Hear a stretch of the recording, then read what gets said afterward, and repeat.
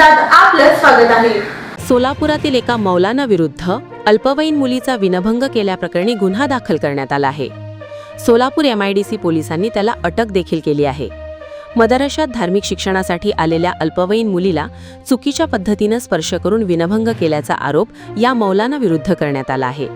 या प्रकरणी मौलाना मोहम्मद उमर रिझवी याच्याविरुद्ध गुन्हा नोंद करण्यात आला आहे।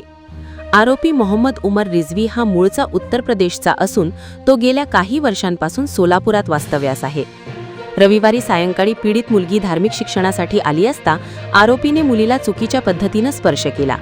ही बाबत पीडित मुलीने कुटुंबियांना सांगितली। त्यानंतर कुटुंबियांनी पोलिसात धाव घेत आरोपी उमर रिझवी विरुद्ध तक्रार दाखल केली।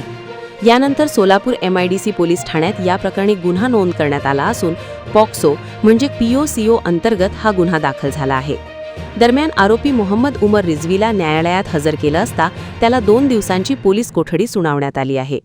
काल रात्री सोलापूर शहरात अंतर्गत MIDC पोलीस स्टेशनमध्ये एक फिर्यादी येऊन फिर्याद दिलेलं होतं। त्यांच्या मुलीला त्यांच्या घराजवळ